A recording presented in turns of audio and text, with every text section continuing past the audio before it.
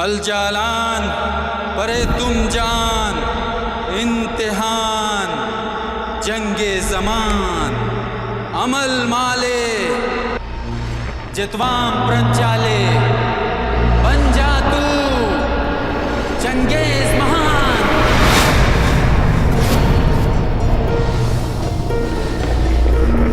अल जालान परे तुम जान, इम्तिहान जंगे जमान, अमल मले जितवाम प्रंचले, बन जा तू चंगेज महान। हो हो हो हो हो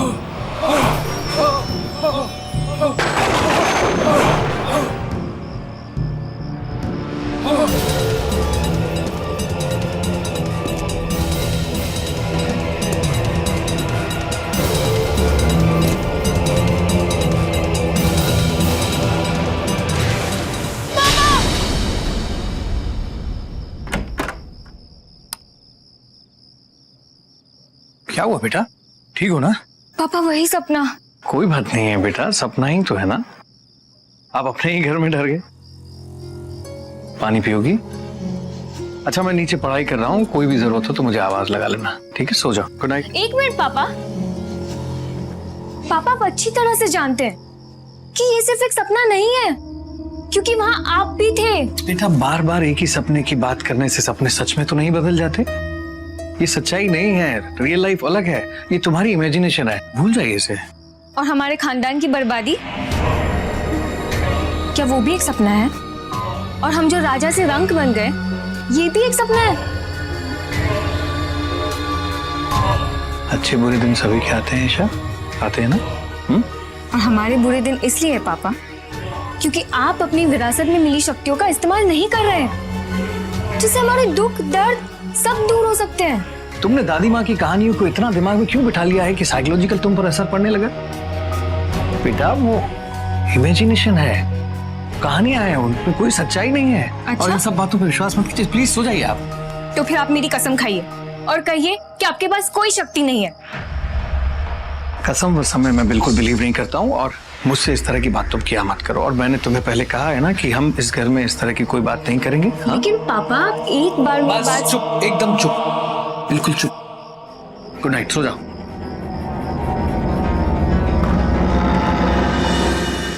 पैसा तो आता जाता रहता है, आज है कल नहीं, ये आपसे बेहतर कौन जान सकता है। हमें तो ये भी मालूम है इस वक्त आपके पास देने के लिए कुछ नहीं है।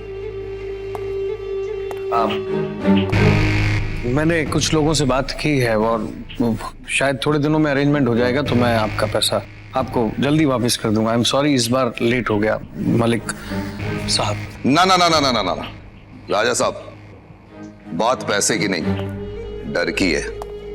मलिक डर का सौदा करता है, और जब तुम्हारे पास लौटाने के लिए कुछ है ही नहीं, तो सोचो डर का क्या होगा। देखिए मैंने आज तक किसी का पैसा रखा नहीं है, और मैं लगा हुआ हूँ, बस कुछ ही दिनों में मैं कर लूंगा अरेंजमेंट। अरे क्या है कि आप छोटी छोटी चीजों में टेंशन लेने लगते हो। मैंने कहा था ना, पैसा तो आता जाता रहता है, पर जिंदगी में कुछ चीज ऐसी होती है जो एक बार चली जाए तो लौट के नहीं आती, समझे?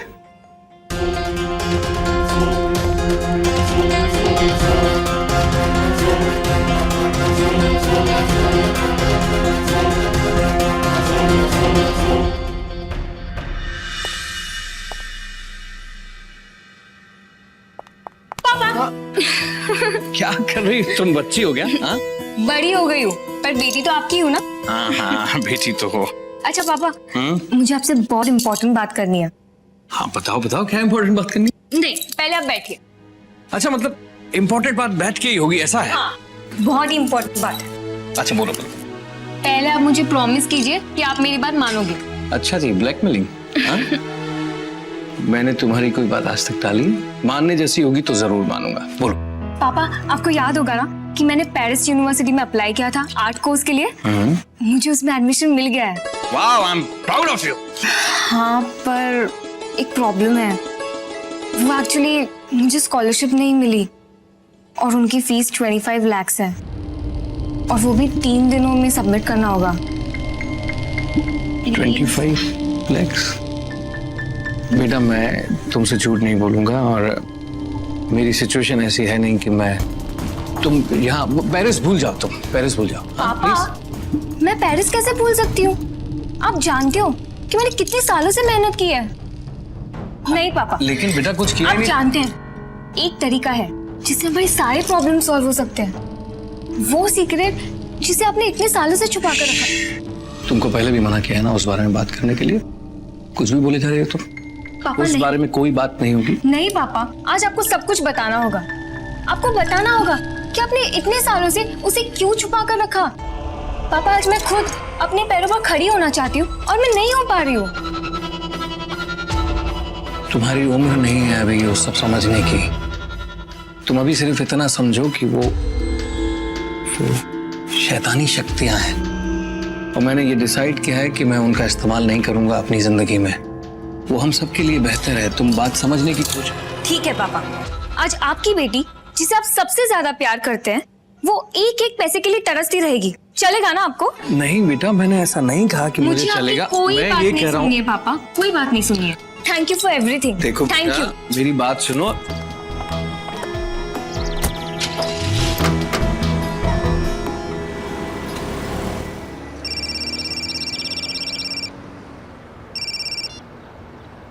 हाँ जी बोलिए मलिक जी। तुम्हें याद है ना मैंने क्या कहा था? सौदा डर का होता है। मलिक, मैंने आपसे कहा है ना कि जितना जल्दी होगा मैं आपका पैसा आपको लौटा दूंगा। फिर आप बार बार मुझे फोन करके इस तरह की बात। राजा साहब, अब पैसा लौटाने की कोई जरूरत नहीं है। क्या मतलब? कहा था ना सौदा डर का होता है और अब आप डर की रफ्तार देखेंगे। नहीं, आप क्या कह रहे हैं मैं समझा नहीं। साफ साफ बोलिए। वो क्या है राजा साहब, ईशा अभी गुस्से में घर से बाहर गई है और आप तो जानते ही है गुस्से में वो कितनी तेज गाड़ी चलाती है। मलिक, तुम मेरी बेटी पर नजर रख रहे हो? मतलब तुम यहाँ हो आसपास? हाँ, कहाँ हो तुम? अरे राजा साहब, मेरी फिक्र छोड़िए और ईशा के बारे में सोचिए। ईशा? देखो, अगर ईशा को कुछ ना कुछ तो होगा। अगर तुम ईशा के पीछे नहीं गए, भाग वीरेन भाग। मलिक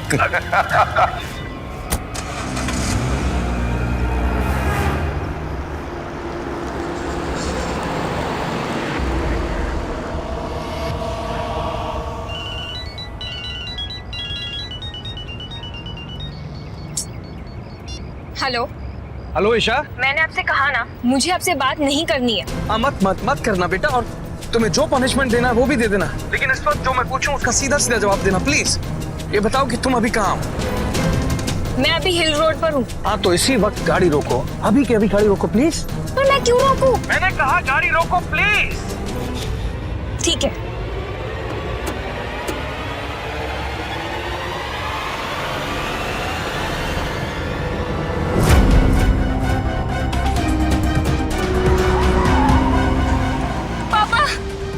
पापा ब्रेक ही नहीं लग रही है।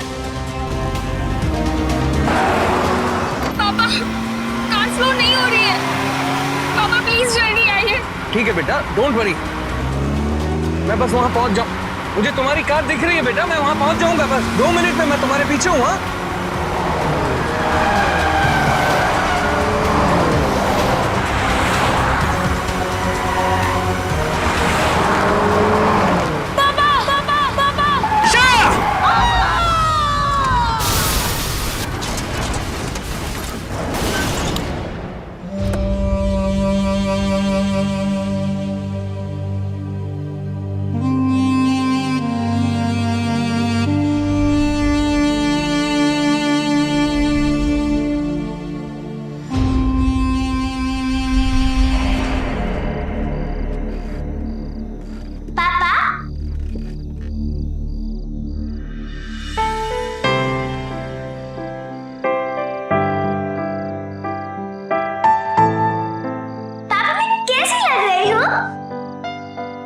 वाह, आप तो एकदम राजकुमारी जैसी लग रही हैं। सच्ची?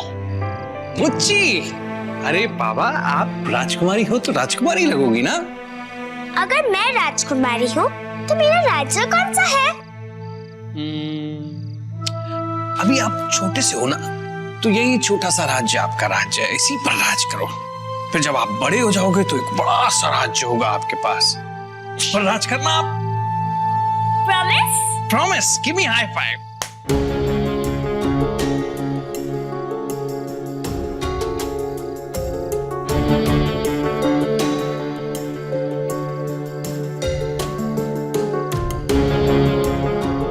ईशा,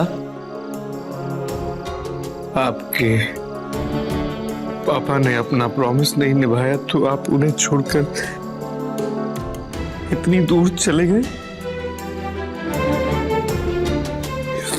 I'm sorry बेटा, I'm sorry। मैं मानता हूँ मेरी गलती है, लेकिन आपको एक मौका देना चाहिए था ना मुझे। अब मैं समझ चुका हूं कि इस दुनिया में जिसके पास ताकत है वही इस दुनिया पर राज करता है। और मैंने जो आपसे वादा किया था वो मैं जरूर निभाऊंगा। आप इस दुनिया पर राज करना चाहती थी ना, अब आपके पापा इस दुनिया पर राज करेंगे, राज करेंगे।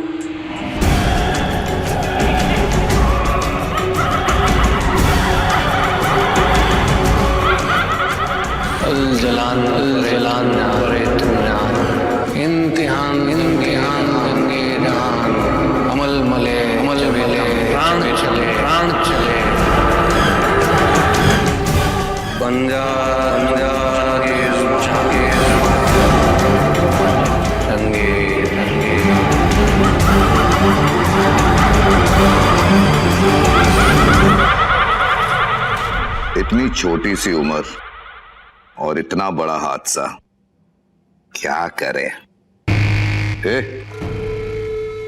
प्लेट खाली है, टांगड़ी डाल। हाँ तो मैं क्या कह रहा था वीरेंद्र साहब? इतनी सी उम्र इतना बड़ा हादसा।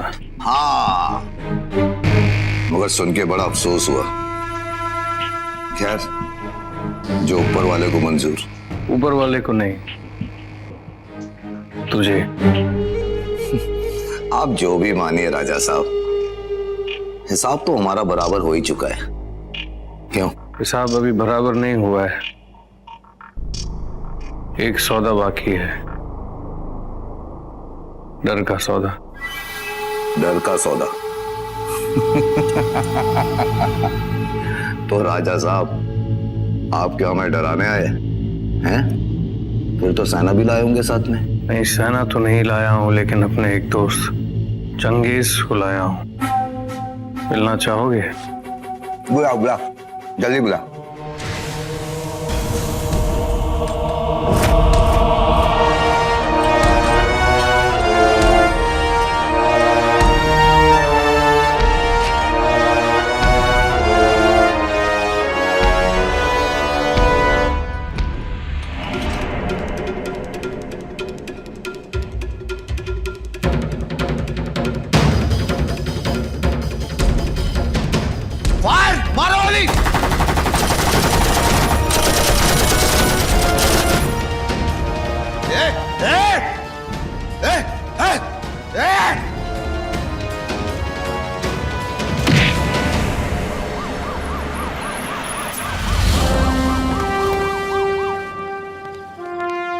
Inspector Ramesh Pawar sir.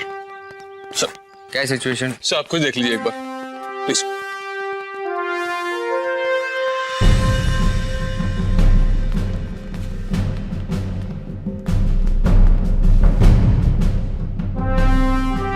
Any survivors? हाँ एक बचा है, बट वो कुछ ज्यादा कहने की हालत में नहीं है। Here he is. In fact ambulance आने तक हम इसे मूव भी नहीं कर सकते।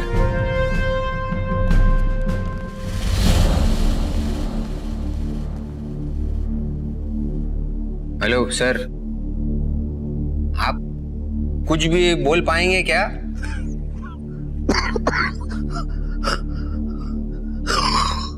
बोलो।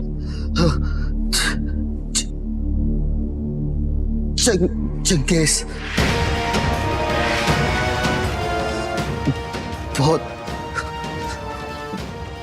बड़ा आदमी है।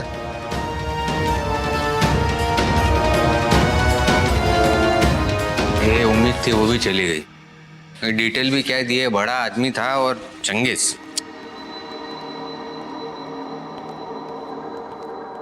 कभी यहाँ के हालात देखकर तो लग रहा है यहाँ बहुत सारी गोलियां चली हैं। लेकिन बॉडी पे तो कोई भी गोली की निशान नहीं है। देखो।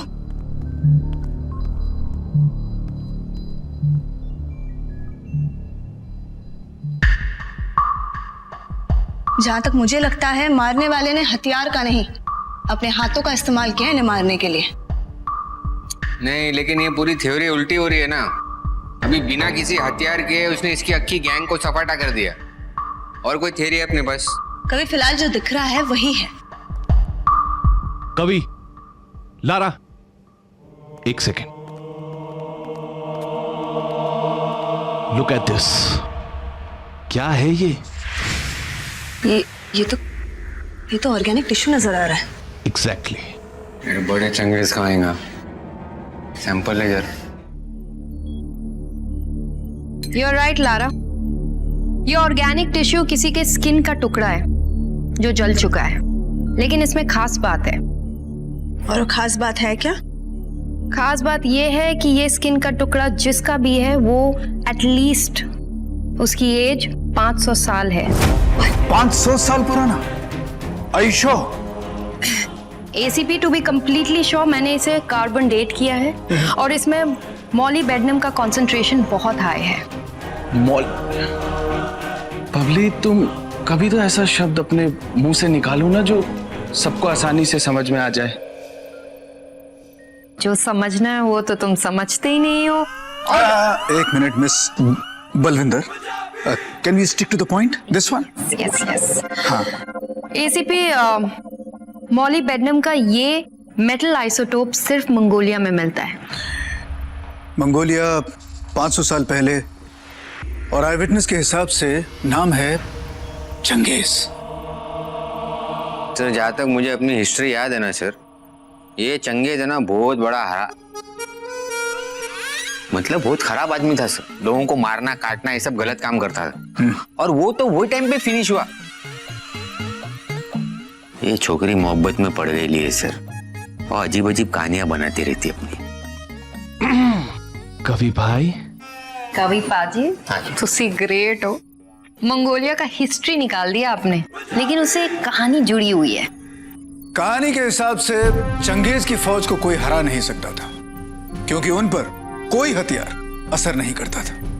कहा यह भी जाता है कि चंगेज की मौत के बाद उसके सारे सिपाही जमीन में जाकर सो गए, and that is what the legend has to say. और सर, किसी ने 500 साल पुरानी उसी फौज के किसी एक सिपाही को फिर से जिंदा कर दिया है सर। वाह, क्या इंटेलिजेंट गर्ल की है। हाँ गाइस, सर सवाल ये उठता है कि अगर वो चंगेज का सिपाही था, फिर मलिक जैसे गैंगस्टर के घर पे उसे मारने के लिए क्यों पहुंचा? सवाल ये नहीं है लारा, सवाल ये है कि मलिक का वो ऐसा कौन सा दुश्मन है जिसने चंगेज के ऐसे एक सिपाही को जमीन से जगाया है। सवाल ये उठता है।